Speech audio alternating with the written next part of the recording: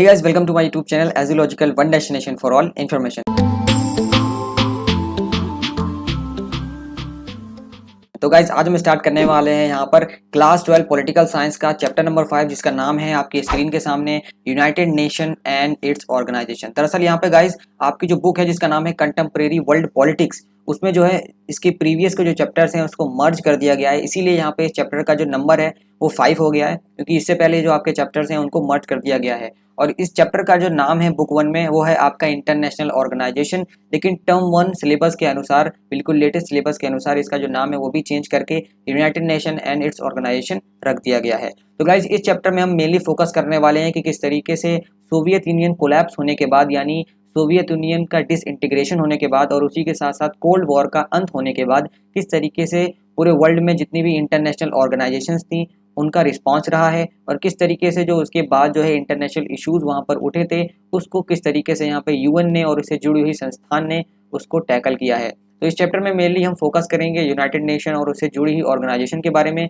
हालांकि हम यहाँ पे और भी ऑर्गेनाइजेशन के बारे में जो है बात करने वाले हैं जो कि आपके टर्म 1 एग्जामिनेशन में या आपके एग्जामिनेशन में पूछे जा सकते हैं। तो चलिए बिना किसी देरी के वीडियो को स्टार्ट करते हैं। तो गाइज यहाँ पर वीडियो को स्टार्ट करने से पहले अगर आपने अभी तक जो है टेस्ट सीरीज हमारी नहीं ली है तो जल्दी से जाके ले लें, क्योंकि यहाँ पर जो है 30% ऑफ मेगा डिस्काउंट चल रहा है। आप कूपन कोड इस्तेमाल करिए EDU30, और यहाँ पे आपको जो है ईडियोलॉजिकल की तरफ से जो हिस्ट्री की पूरी टेस्ट सीरीज प्रोवाइड की जा रही है वो कंप्लीट आपको लेटेस्ट पैटर्न के हिसाब से मिल जाएगी, और जल्दी से इसको जाके अवेल कीजिए, क्योंकि ये जो है लिमिटेड पीरियड के लिए है, और अपनी प्रिपरेशन को बूस्ट कीजिए। तो गाइज यहाँ पर हम बात कर रहे हैं इंटरनेशनल ऑर्गेनाइजेशन के बारे में। इस पूरे वीडियो को स्टार्ट करने से पहले आपकी बुक में जो यहाँ पर पहला या दूसरा पेज है इस चैप्टर का, वहाँ पे एक यूनाइटेड नेशन की कन्वर्जेशन दिखा रखी है, जहाँ पर एक इंडियन पर्सनैलिटी जिनका नाम शशि थरूर है वो भी यहाँ पर बात कर रहे हैं कि इंटरनेशनल ऑर्गेनाइजेशन की ज़रूरत ही क्या है। मतलब एक तरीके से सारे के सारे नेशंस मिलते हैं और फिर उसके बाद वो एक संस्थान बनाते हैं, ठीक है, और खुद के ऊपर ही ऑब्लिगेशंस डालते हैं, रूल्स डालते हैं। तो इसकी इंपॉर्टेंस क्या है, इसका फ़ायदा क्या है, तो यहाँ पर ये बात की गई है।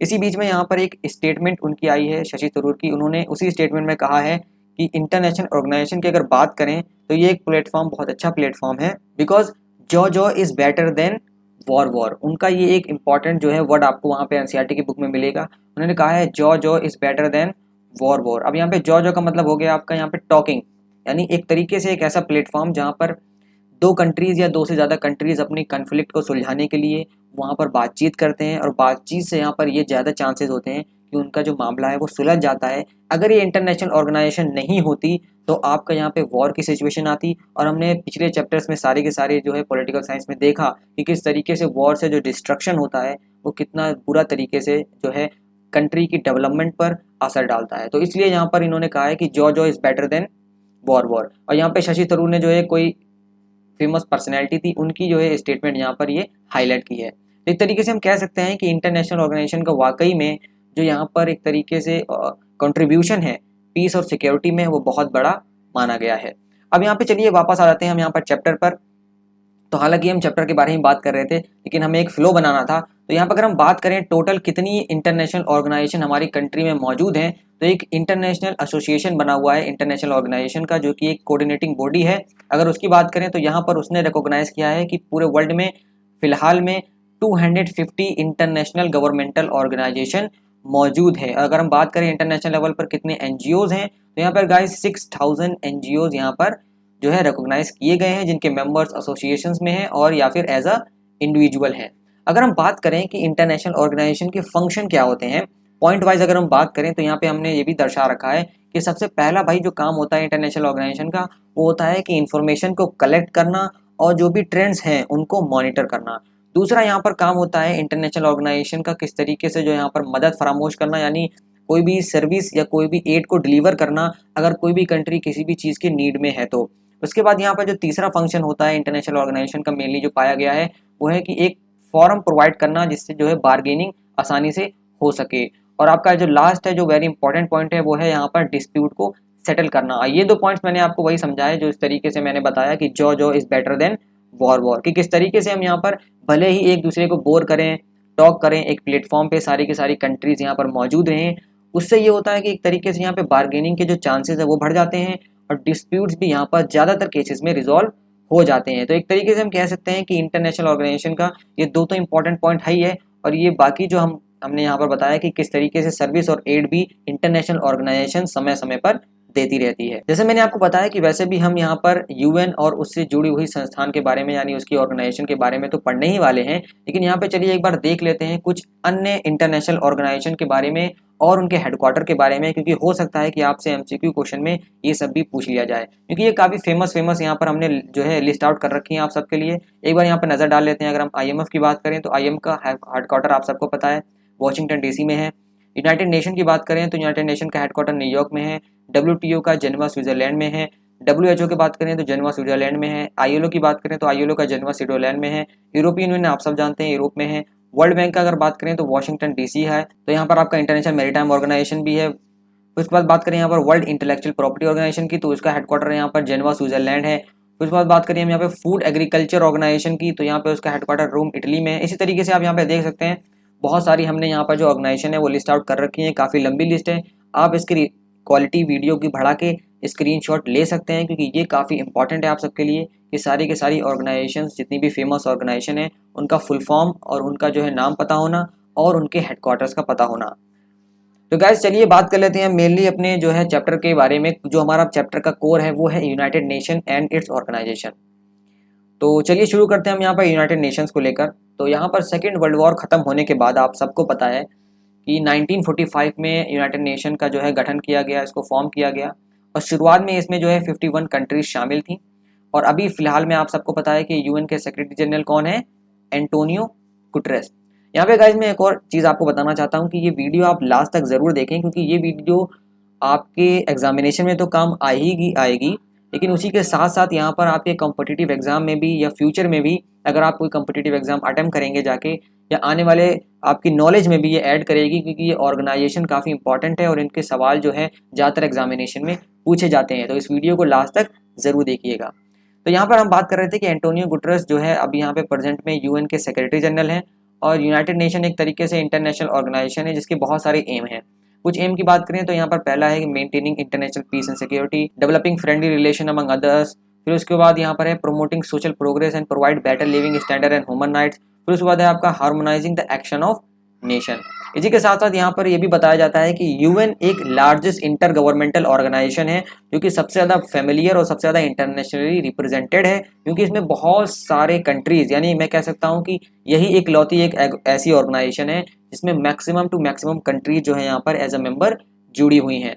अगर आप यहाँ पे देखेंगे इसका हेडक्वार्टर, जैसे कि हमने पीछे बताया भी आपको कि न्यूयॉर्क में है और इसकी जो मेन ऑफिस है वो जेनेवा में है, नायरोबी में है, वियना में है और द हेग में है। यानी 4 जगह यानी 4 जगह इसकी जो मेन ऑफिस है आपको मिलेगी, ये भी आपको याद रखना है। इसी के साथ अगर हम बात करें तो करंटली यहाँ पर 193 मेंबर स्टेट जो हैं इससे जुड़े हुए हैं, जो कि अलग अलग तरीके से यहाँ पर रिप्रेजेंट किए जाते हैं या अलग अलग तरीके से कहें ये जो है अपने व्यूज़ एक्सप्रेस करते हैं, जिसमें कि यहाँ पर जनरल असेंबली है, सिक्योरिटी काउंसिल है, इकोसॉक है यानी जिसको हम शॉर्ट में कहते हैं इकोनॉमिक एंड सोशल काउंसिल। फिर उसके बाद बाकी बॉडीज़ और कमेटीज़ यहाँ पर मौजूद हैं। अगर हम बात करें यूएन की तो यूएन पूरे अर्थ में इकलौता ऐसा ऑर्गेनाइजेशन माना जाता है जहां पर सारे के सारे वर्ल्ड की ऑलमोस्ट सारी कंट्रीज एक साथ इकट्ठा होती हैं, अपनी प्रॉब्लम्स को डिस्कस करती हैं और एक तरीके से एक शेयर्ड सॉल्यूशन जो है फाइंड करती हैं जो कि पूरी ह्यूमैनिटी को बेनिफिट करे। इसी के साथ अगर हम बात करें यहाँ पे मेजर वर्क की कि ज़्यादातर वर्क क्या है यहाँ पे यूनाइटेड नेशन का, जो कि पूरे ग्लोबली काम करती है यहाँ पर, तो सबसे ज़्यादा जो है जानी जाती है पीस कीपिंग के लिए, पीस बिल्डिंग के लिए, कन्फ्लिक्ट प्रिवेंशन के लिए और ह्यूमैनिटेरियन असिस्टेंट के लिए। पीस कीपिंग और पीस बिल्डिंग जैसे कोई मिशन दिया जाता है किसी भी कंट्री को या ग्रुप ऑफ कंट्रीज मिलकर यहाँ पर डिसाइड करती हैं कि हमें इस जगह पे जो है यहाँ पर ये मिशन करना है। इसी तरीके से यहाँ पर अगर कोई भी जरूरत पड़ती है तो ह्यूमैनिटेरियन असिस्टेंट भी यूनाइटेड नेशन की तरफ से दिया जाता है। अगर हम बात करें तो यहाँ पर बहुत सारे वेज हैं जिस तरीके से यूनाइटेड नेशन हर एक इंडिविजुअल की लाइफ को और पूरे वर्ल्ड में एक तरीके से अफेक्ट करता है और पूरे वर्ल्ड में एक तरीके से बेटर प्लेस बनाने में कंट्रीब्यूशन देता है। ये जो ऑर्गेनाइजेशन है ये broad range of fundamental issues पे काम करती है ताकि अपने गोल्स को अचीव कर सके और एक तरीके से एफर्ट्स को कोऑर्डिनेट करती है। बाकी सारी अगर आपने देखा होगा कि यूएन बहुत सारी लोकल अथॉरिटीज़ के साथ भी यहाँ पर टाई अप करती है ताकि अपने गोल्स को आसानी से अचीव कर सके। बहुत सारे इश्यूज़ हैं जो कि अभी जिस पे यूएन काम कर रही है, जैसे कि यहाँ पे आप कह सकते हैं सस्टेनेबल एनवायरनमेंट है, रिफ्यूजी का प्रोटेक्शन है, डिजास्टर रिलीफ है, टेररिज्म को काउंटर करना है, डिसआर्मामेंट है, नॉन प्रोलिफरेशन है, डेमोक्रेसी प्रमोशन है, ह्यूमन राइट्स पे काम करना है, जेंडर इक्वालिटी है, एडवांसमेंट ऑफ वुमेन है, इकोनॉमिक एंड सोशल डेवलपमेंट है, इंटरनेशनल हेल्थ है, क्लियरिंग लैंड माइंस है और एक्सपेंडिंग फूड प्रोडक्शन है। तो ये सारे बहुत सारे इश्यूज हैं जिस पे अभी भी यूनाइटेड नेशन काम कर रही है गाइस। तो गाइस अब हम बात कर लेते हैं यहाँ पे यूनाइटेड नेशन के 5 मेन ऑब्जेक्टिव्स के बारे में। वैसे तो बहुत सारे यहाँ पर यूनाइटेड नेशन के ऑब्जेक्टिव्स हैं, लेकिन यहाँ पे हम बात कर लेते हैं मेन ऑब्जेक्टिव्स के बारे में कि कौन कौन से 5 मेन ऑब्जेक्टिव्स बताए गए हैं। तो सबसे पहला जो ऑब्जेक्टिव यहाँ पर यूनाइटेड नेशन का है वो ये है कि भाई पूरे वर्ल्ड में पीस को मेंटेन करना, यानी अमन और शांति को बरकरार रखना। दूसरा यहाँ पर जो ऑब्जेक्टिव है वो है यहाँ पर कि जितने भी नेशंस हैं, जितने भी मेंबर स्टेट्स हैं, उन सब में फ्रेंडली रिलेशन को बरकरार रखना, उसको डेवलप करना। अगला जो यहाँ पर ऑब्जेक्टिव है वो है आपका यहाँ पर कि किस तरीके से हम यहाँ पर इकट्ठा मिलकर काम करें ताकि गरीब लोगों का भला कर सकें, हंगर एक तरीके से जो प्रॉब्लम है उसको कॉन्कर कर सकें, डिसीज और इलिटरेसी को कम कर सकें और लोगों के राइट्स और फ्रीडम्स को लेकर उनको अवेयर करें और लोगों को बताएं कि हम सबको एक दूसरे के राइट्स और फ्रीडम को रिस्पेक्ट करना चाहिए। इसका अगला जो मेन ऑब्जेक्टिव है, यानी हम कहें तीसरा जो मेन है वो है it harmonising the actions of Nations. मान लीजिए अगर कोई एक्शन करता है कोई भी नेशन रॉन्ग वे में या राइट वे में, उसको मतलब हार्मोनाइज करना ताकि वो कोई बड़ा इशू आगे चल के ना बने। इस तरीके से जो अगला ऑब्जेक्टिव यहाँ पर इसका है जो लास्ट है वो है कि ये जो है एपिडेमिक्स में भी काम करता है। जैसे यूनाइटेड नेशन ने अभी हाल ही में कोविड-19 में भी काफी ज्यादा कंट्रीब्यूशन दिया, या कोई भी क्राइसिस अगर इस टाइप की आती है तो उन सब में जो है यूनाइटेड नेशन काम करता है। तो ये है इसके 5 मेन ऑब्जेक्टिव्स। आगे हम बात करते हैं यहाँ पर इसके ऑब्जेक्टिव्स के बाद इसके पिलर्स के बारे में। जी हाँ, यूनाइटेड नेशन के 4 इंपॉर्टेंट पिलर्स भी हैं जो आप सबको पता होने चाहिए और याद भी होना चाहिए। अगर हम पहले की बात करें तो पहला इसका पिलर है पीस एंड सिक्योरिटी का। पीस एंड सिक्योरिटी के लिए यहाँ पर यूनाइटेड नेशन का एक स्पेशल ऑर्गन, या मैं कहूँ एक इम्पॉर्टेंट जो है इसका ऑर्गन है जिसका नाम है सिक्योरिटी काउंसिल, जो कि मेन ऑर्गन माना जाता है यूनाइटेड नेशन का, जो कि रिस्पॉन्सिबल है इंटरनेशनल पीस और सिक्योरिटी को मेंटेन करने के लिए। इसके बारे में हम डिटेल में आगे चल के पढ़ने वाले हैं सिक्योरिटी काउंसिल के बारे में, इसलिए लास्ट तक बनी रहिएगा। आगे हम बात करें यहाँ पर दूसरे पिलर के बारे में, तो इसका दूसरा पिलर है ह्यूमन राइट्स। तो यहाँ पर अगर हम बात करें ह्यूमन राइट्स की, तो यहाँ पर ह्यूमन राइट्स को लेकर यूएन का एक स्पेशल चार्टर भी बना हुआ है जिसको इंटरनेशनली एक तरीके से फंडामेंटल ह्यूमन राइट्स भी एक्सेप्ट किया जाता है, जो कि पूरी तरीके से डिग्निटी और ह्यूमन पर्सन की पूरी स्पेशलाइज करके जो है वर्थ बताता है। तो एक तरीके से यहाँ पर जो इसका ह्यूमन राइट्स है वो ज़्यादातर कॉन्स्टिट्यूशन में भी आपको ज़्यादातर कंट्रीज के कॉन्स्टिट्यूशन में भी देखने को मिलेगा और इंटरनेशनली भी लोग इसको एक्सेप्ट करते हैं। अगर हम बात करें यहाँ पर इसके तीसरे पिलर के बारे में, तो इसका तीसरा पिलर है रूल ऑफ लॉ।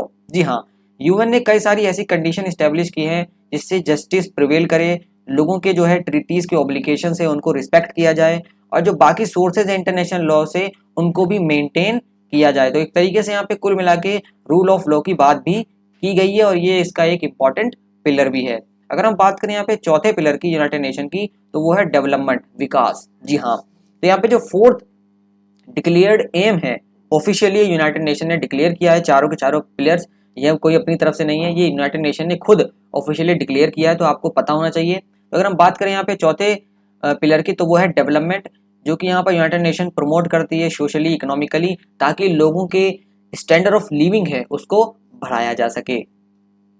अगर हम बात करें गाइस यहाँ पर इसके प्रिंसिपल ऑर्गन्स के बारे में कि भाई कौन कौन सी प्रिंसिपल ऑर्गन्स यहाँ पर मौजूद हैं यूनाइटेड नेशन की, तो यहाँ पर मेनली जो है गाइस यहाँ पर 6 प्रिंसिपल ऑर्गन्स आप सबके सामने मौजूद हैं। अगर हम पहले की बात करें तो पहला यहाँ पे जनरल असेंबली, दूसरा बात करें तो दूसरा है सिक्योरिटी काउंसिल, तीसरे की बात करें तो तीसरा यहाँ पर इंटरनेशनल कोर्ट ऑफ जस्टिस, चौथे की बात करें तो चौथा है सेक्रेटेरिएट, पांचवे की बात करें तो पांचवा यहाँ पर इकोनॉमिक एंड सोशल काउंसिल, छठे की बात करें तो छठा यहाँ पर हमारा ट्रस्टीशिप काउंसिल, जो कि मैंने आपको चार्ट में भी जो यहाँ पर डिस्प्ले कर रखा है। ये सारे 6 की 6 जो प्रिंसिपल ऑर्गन है ये भी आपको याद होनी चाहिए क्योंकि ये भी काफी ज्यादा इंपॉर्टेंट है।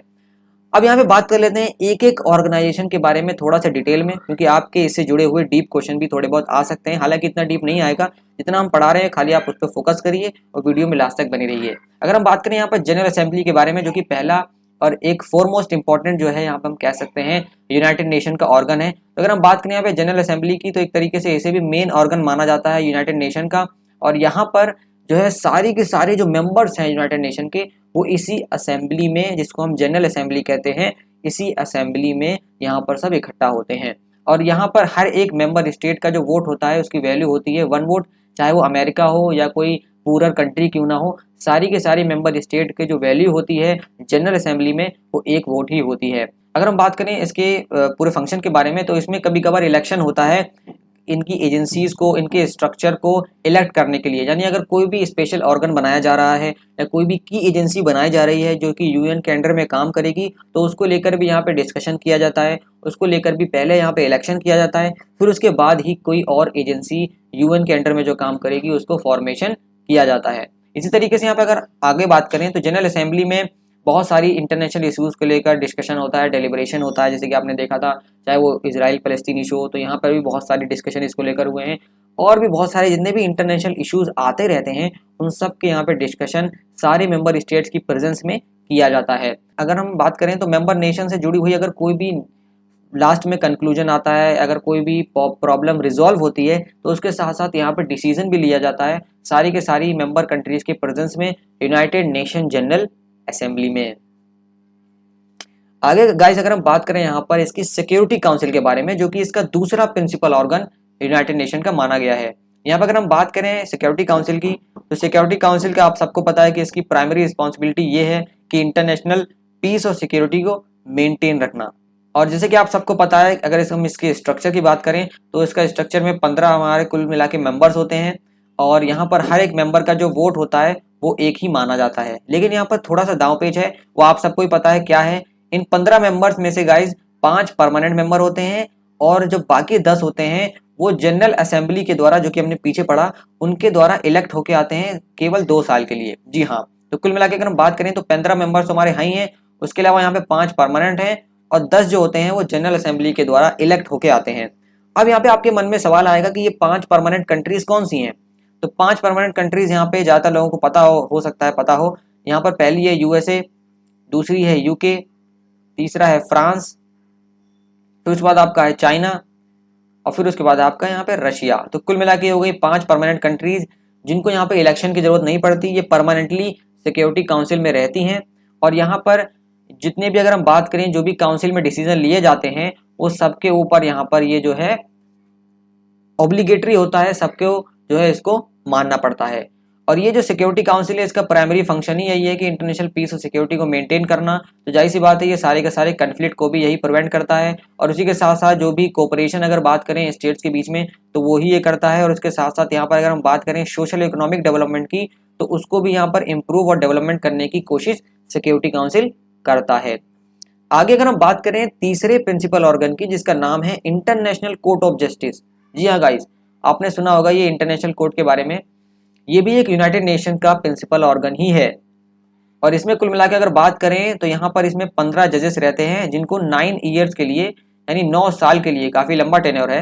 यहाँ पर इंटरनेशनल कोर्ट ऑफ जस्टिस की अगर बात करें तो यहाँ पर इनको 9 साल के लिए जो है इलेक्ट किया जाता है, ये चुना जाता है bye absolute majority in the both general assembly में भी और सिक्योरिटी काउंसिल में। यानी आपको ये चीज याद रखनी है कि इसका जो जजेस का इलेक्शन होता है वो दोनों में होता है, सिक्योरिटी काउंसिल में भी होता है और जनरल असेंबली में भी होता है।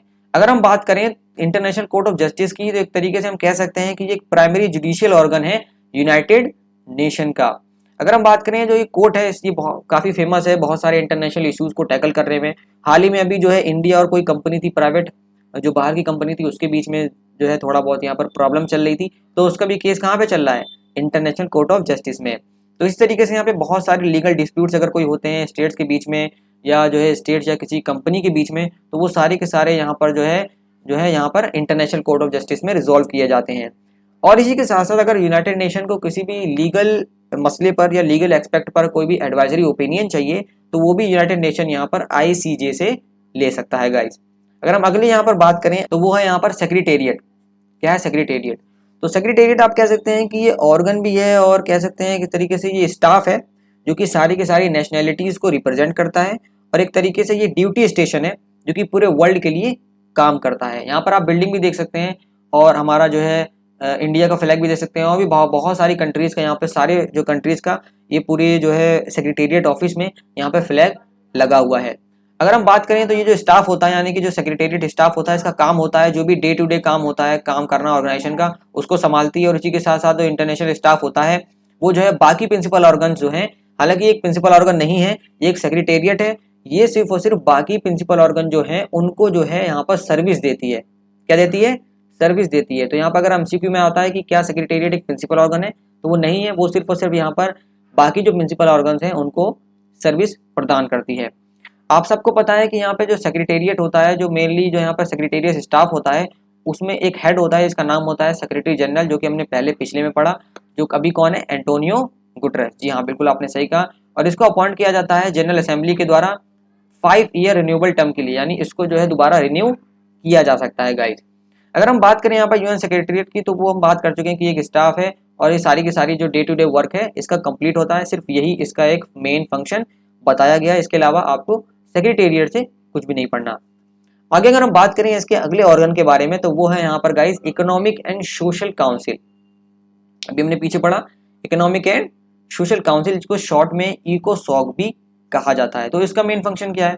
तो भाई देखिए, सबसे पहले तो हमें ये पता करना है कि ये कब फॉर्मेशन हुआ इसका। तो इसका फॉर्मेशन हुआ गाइस यहाँ पे जून 1945 में, यानी यूनाइटेड नेशन के स्टैब्लिश होने के कुछ ही दिनों बाद यहाँ पर इसका भी जो यहाँ पर फॉर्मेशन है वो हो गया था। अगर इसकी मेजर रिस्पॉन्सिबिलिटी की बात करें, तो इसकी मेजर रिस्पॉन्सिबिलिटी है कि सारे के सारे इकोनॉमिक और सोशल फील्ड की जो भी ऑर्गेनाइजेशन है उनके साथ कोऑर्डिनेशन करना। और ज़्यादातर अभी जो आजकल इसका काम चल रहा है वो है इन्वायरमेंटल इशू को लेकर। तो यहाँ पर इकोसॉक में अगर बात करें तो ज़्यादातर इन्वायरमेंटल इश्यूज को लेकर डिस्कशन और डिबेट्स वगैरह होती रहती हैं, और यहाँ पर उसी के हिसाब से सॉल्यूशन निकाला जाता है इंटरनेशनल लेवल पर। अब यहाँ पे गाइस जो आपका सबसे लास्ट ऑर्गन है यूनाइटेड नेशन का, वो है ट्रस्टीशिप काउंसिल। जी हाँ, ट्रस्टीशिप काउंसिल ये एक काउंसिल है जो कि स्टैब्लिश किया गया था जितने भी ट्रस्ट टेरिटरीज हैं, यानी इस ट्रस्ट के अंडर में जो भी टेरिटरीज आती हैं उनका एडमिनिस्ट्रेशन करने के लिए ये इंटरनेशनल लेवल पर एक ट्रस्टीशिप काउंसिल का गठन किया गया था।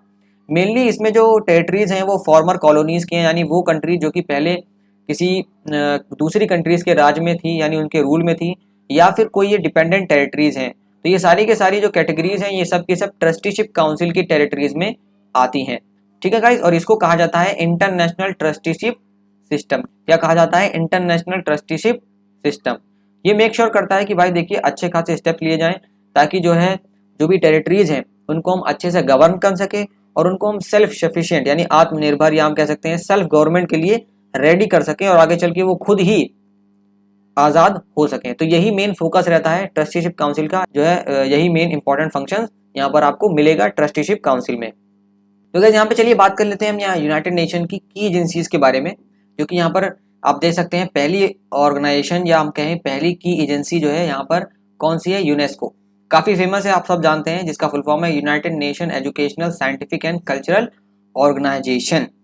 ये एक तरीके से United Nation sustainable development group का एक मेंबर है, उसका हिस्सा है, जिसका संस्थापन यानी जिसका फाउंडेशन जो है 1945 में किया गया था। ये एक तरीके से स्पेशलाइज एजेंसी भी है यूनाइटेड नेशन की, जो कि एम करती है वर्ल्ड पीस सिक्योरिटी को मेंटेन करना through international cooperation in education, science and culture. ये 3 इंपॉर्टेंट फील्ड है जहाँ पर यूनेस्को काम करती है, education, science and culture. UNESCO का मिशन है कि भाई पीस को एडवांस किया जाए, सस्टेनेबल डेवलपमेंट भी किया जाए और ह्यूमन राइट्स के लिए काम किया जाए by facilitating collaboration and dialogue among nation. अगर हम इसके बात करें कि किस तरीके से अपना जो काम है वो चलाती है, तो इसके 5 मेजर प्रोग्राम्स हैं जो कि हमने यहाँ पे लिस्ट आउट कर रखे हैं, जो कि हम पे देख सकते हैं गाइस। पहला इसका प्रोग्राम है एजुकेशन का, जैसे कि इसकी फुल फॉर्म में ही एजुकेशन आता है, तो यहाँ पर एजुकेशन के थ्रू अपना पहला प्रोग्राम चलाती है।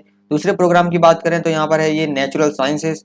तीसरे की बात करें तो तीसरा यहाँ पर सोशल ह्यूमन साइंसेज। चौथे की बात करें तो चौथा यहाँ पर कल्चर। और अगर लास्ट की बात करें तो वो है कम्युनिकेशन एंड इंफॉर्मेशन। तो ये 5 मेजर प्रोग्राम्स हैं जिनकी बुनियाद पर यहाँ पर यूनेस्को जो ऑर्गेनाइजेशन है वो काम करती है। अगर आगे आगे हम बात करें तो यहाँ पर ये जो यूनेस्को है इसको एक जनरल कॉन्फ्रेंस है वो यहाँ पर गवर्न करती है, और भी बहुत सारे मेंबर स्टेट और एसोसिएट मेंबर्स हैं जो कि यहाँ पर अपना जो है कंट्रीब्यूशन इसको गवर्न करने में देते हैं। इसकी मीटिंग की बात करें तो 1 साल में 2 बार यहाँ पर इसकी जो मीटिंग है यूनेस्को की वो होती है, जहाँ पर इस एजेंसी के प्रोग्राम के बारे में और इसके बजट के बारे में डिस्कशन किया जाता है। अगली गाइस यहाँ पे जो हमारी की एजेंसी है यूनाइटेड नेशन की वो है यूनिसेफ। इसके बारे में भी कई लोगों ने सुना होगा। यूनिसेफ का फुल फॉर्म है यूनाइटेड नेशन चिल्ड्रंस फंड। एक तरीके से यूनाइटेड नेशन एजेंसी है जो कि रिस्पॉन्सिबल है ह्यूमैनिटेरियन और डेवलपमेंटल एड प्रोवाइड करने के लिए चिल्ड्रन को पूरे वर्ल्ड में। और ये एजेंसी जो है बहुत वाइड स्प्रेड है और बहुत ज़्यादा लोग, अगर यहाँ पर बात कर रहे हैं सोशल वेलफेयर ऑर्गेनाइजेशन की, तो बहुत ज़्यादा लोग इसको रिकॉग्नाइज करते हैं अगर कहीं पे भी सोशल वेलफेयर ऑर्गेनाइजेशन की बात आती है। इसकी प्रेजेंस की बात करें तो इसकी प्रेजेंस अभी कुल मिलाकर 192 कंट्रीज और टेरिटरीज में मौजूद है। और इसकी यूनिसेफ की एक्टिविटीज़ बहुत सारी हैं, जैसे कि टीकाकरण जिसको हम इंग्लिश में इम्यूनाइजेशन कहते हैं, और disease prevention, administrating treatment for children and mothers which HIV virus, और यहाँ पर चाइल्डहुड को बढ़ावा देना, मैटरनल न्यूट्रिशन के लिए काम करना, सैनिटेशन को इम्प्रूव करना, एजुकेशन को प्रमोट करना, और इसी के साथ साथ कोई भी इमरजेंसी काम में या कोई भी डिजास्टर में इमरजेंसी रिलीफ को प्रोवाइड करना। तो ये सारे के सारे काम हैं यूनाइटेड नेशन चिल्ड्रन फंड के। अगर हम बात करें यूनिसेफ की हिस्ट्री के बारे में, तो यूनिसेफ एक तरीके से सक्सेसर माना जाता है United nation international children emergency fund का, जिसको हम यूनिसेफ कहते हैं, जिसको क्रिएट किया गया था 11 दिसंबर 1946 में न्यूयॉर्क में। ठीक है गाइस, तो यहाँ पर इसका सक्सेसर कौन है? United nation international children emergency fund. ठीक है गाइस, अब यहाँ पे अगर हम बात करें आगे WHO की, जो कि वर्ल्ड हेल्थ ऑर्गेनाइजेशन है, और इसको ज़्यादातर व्यूअर जानते होंगे। WHO ने क्योंकि बहुत बढ़िया जो है योगदान दिया था कोविड-19 के समय में, और इसका अगर हम बात करें इसके एस्टेब्लिशमेंट की, तो इसका एस्टेब्लिशमेंट हुआ था 7 अप्रैल 1948 में, और आपको बताते चलें ये इसी दिन वर्ल्ड हेल्थ डे मनाया जाता है। एक तरीके से स्पेशलाइज्ड एजेंसी है यूनाइटेड नेशन की, जो कि रिस्पॉन्सिबल है इंटरनेशनल पब्लिक हेल्थ को लेकर।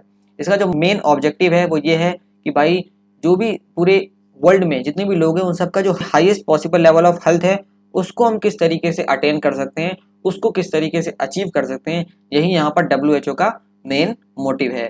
अगर हम इसकी हेडक्वार्टर की बात करें तो इसका हेडक्वार्टर जेनेवा स्विट्जरलैंड में है, और इसके अंडर में भी बहुत सारी सेमी ऑटोनोमस रीजनल ऑफिसेज काम करती हैं, और 150 फील्ड ऑफिसेज पूरे वर्ल्ड वाइड में प्रेजेंट हैं। WHO की ब्रॉड मैंडेट की बात करें तो इसमें बहुत सारे यूनिवर्सल हेल्थ केयर के अलावा भी बहुत सारे काम करता है, जैसे कि यहाँ पर ये जो है पब्लिक हेल्थ रिस्क को भी मॉनिटर करता है।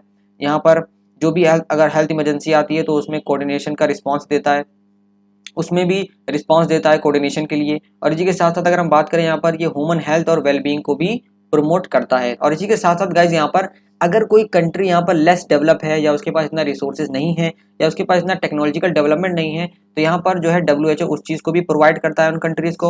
और इसी के साथ साथ यहाँ पर एक इंटरनेशनल हेल्थ स्टैंडर्ड गाइडलाइन भी प्रोवाइड करता है, और उसी के साथ साथ ये जो है ग्लोबल हेल्थ इशू को लेकर डेटा वगैरह कलेक्ट करता है through the world health survey.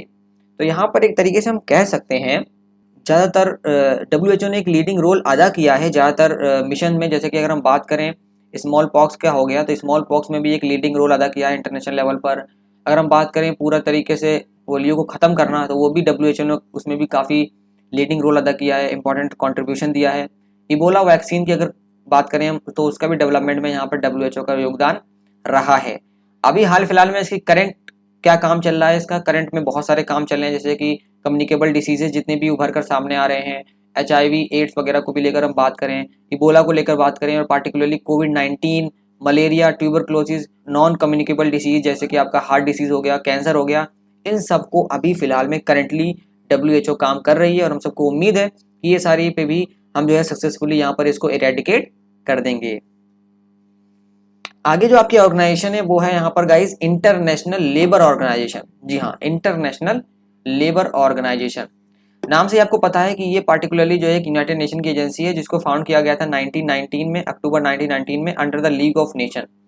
इसका काम है कि किस तरीके से हम सोशली और इकोनॉमिकली जस्टिस दें उन लोगों को जो कि लेबर स्टैंड, जो कि ज़्यादा लेबर हैं या जो लेबर कैपिटल है, जो कि फैक्ट्रीज वगैरह में या मैन्युफैक्चरिंग सेक्टर में पार्टिकुलरली काम करते हैं, और यहाँ पर किस तरीके से ये जो है इंटरनेशनल लेबर स्टैंडर्ड को बढ़ा सकें। ILO के मेंबर जो है यहाँ पर ज़्यादातर पूरर और लेस डेवलप कंट्रीज़ हैं। अगर हम इसकी फंक्शन की बात करें तो इसका पहला फंक्शन ही यही है कि किस तरीके से हम यहाँ पर जो भी नेशनल लेजिस्लेशन है लेबर को लेकर उसको डेवलप करें और उसकी स्टैंडर्ड को प्रमोट करें। किस तरीके से यहाँ पर हम लेबर की वर्किंग कंडीशन को, और चाहे वो लेबर हो चाहे कोई भी वर्कर हो, उसकी वर्किंग कंडीशन को और उसके स्टैंडर्ड ऑफ लिविंग को प्रोटेक्ट करें, उसको इम्प्रूव करें। किस तरीके से यहाँ पर हम जो भी सोशल पॉलिसी है उसमें अपना टेक्निकल असिस्टेंस दें। किस तरीके से यहाँ पे जो भी फॉरेस्ट कोऑपरेटिव ऑर्गेनाइजेशन है और रूरल इंडस्ट्रीज हैं उनको भी मदद जो अपनी तरफ से मदद किया जाए। तो किस तरीके से यहाँ पे जो है लेबर स्टैटिक्स और रिसर्च वगैरह भी यहाँ पर ये जो इंटरनेशनल लेबर ऑर्गेनाइजेशन है वो भी काम करती है, चाहे वो अनएम्प्लॉयमेंट की बात हो, अंडर एम्प्लॉयमेंट की बात हो, लेबर इंडस्ट्रियल रिलेशन की बात हो, टेक्नोलॉजिकल चेंज की बात हो, ये सारे के सारे काम जो है इंटरनेशनल लेबर ऑर्गेनाइजेशन करती है गाइस। अगर हम बात करें यहाँ पर तो इसका काम ये भी है कि किस तरीके से जो इंटरनेशनल माइग्रेंट्स हैं और ऑर्गेनाइज लेबर है उनके राइट्स को भी प्रोटेक्ट किया जाए। तो कुल मिला के यहाँ पर हम कह सकते हैं कि वर्कर्स के पूरे वेलफेयर का काम यहाँ पर इंटरनेशनल लेबर ऑर्गेनाइजेशन करती है। अब यहाँ पर गाइस सारी की सारी की एजेंसीज और प्रिंसिपल ऑर्गन्स के टॉपिक्स को कवर करने के बाद हम ये देखते हैं कि किस तरीके से जब यहाँ पर कोल्ड वॉर खत्म हुआ, यानी कि सोवियत यूनियन का डिसइंटीग्रेशन हुआ और कोल्ड वॉर एंड हुआ, तो फिर उसके बाद यूएन ने कौन कौन से रिफॉर्म्स लाए, ये बहुत जानना जरूरी है क्योंकि ये आपके एग्जामिनेशन में आ सकता है, काफ़ी ज़्यादा चांसेस हैं। तो यहाँ पर अगर हम बात करें तो बहुत सारे ऑर्गेनाइजेशनल स्ट्रक्चर और प्रोसेसेस में चेंज लाया गया जब कोल्ड वॉर खत्म हुआ। और सबसे बड़ा जो डिस्कशन था वो ये चल रहा था कि भाई सिक्योरिटी काउंसिल में सीट बढ़नी चाहिए कि नहीं बढ़नी चाहिए। मतलब 15 सीट थी, तो ये बातचीत चल रही थी कि क्या हमें जो है सिक्योरिटी काउंसिल की जो परमानेंट सीट्स है या नॉन परमानेंट सीट्स है, क्या उनको हमें बढ़ाना चाहिए। तो इसको लेकर भी बात चल रही थी और इसी के साथ साथ बहुत सारे इश्यूज़ को लेकर यहाँ पर रिव्यू चल रहा था जो भी इस ऑर्गेनाइजेशन के जुरिडिक्शन में आ रहा था। इसी के साथ साथ बहुत सारी कंट्रीज़ थी और एक्सपर्ट्स है जो चाहते थे कि ऑर्गेनाइजेशन जो है खाली पीस और सिक्योरिटी मिशन को लेकर काम करे, और बाकी लोग थे वो चाहते थे कि खाली डेवलपमेंट और ह्यूमैनिटेरियन को काम करे। तो एक तरीके से यहाँ पे फंक्शन को भी डिटरमाइन करने का जो इशू था वो यहाँ पर जो है उभर कर सामने आया था।